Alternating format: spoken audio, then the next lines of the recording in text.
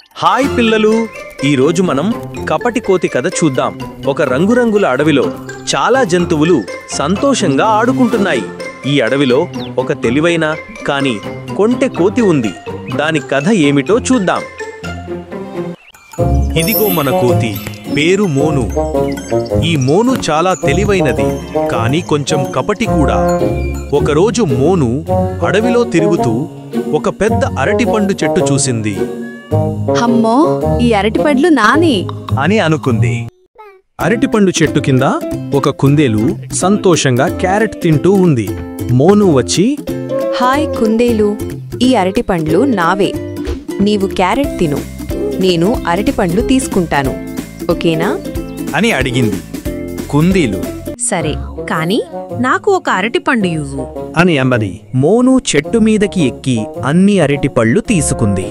కాని కుందేలుకు ఒక చిన్న పాడైన అరటిపండు ఇచ్చింది.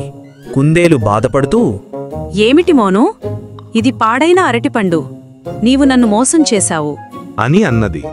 మోను నవ్వుతూ, తెలివైన కోతి నేనే అడవికి రాజు అని అన్నది. అప్పుడు ఒక పెద్ద ఏనుగు గంభీరంగా నడుచుకుంటూ వచ్చింది. మోను, నీవు కుందేలును మోసం చేశావని విన్నాను.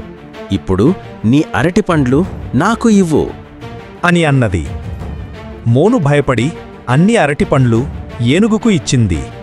ఏనుగు సంతోషంగా తిని వెళ్ళిపోయింది. మోను చెట్టు కింద కూర్చుని బాధపడుతూ ఉంది. దాని అరటిపండ్లన్నీ పోయాయి.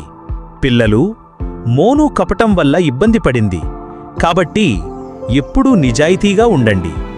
నీతి, కపటం చేస్తే కష్టమే.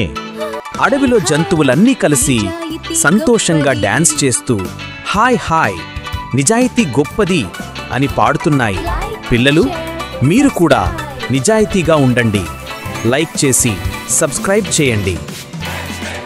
సిరి చిట్టి లోకం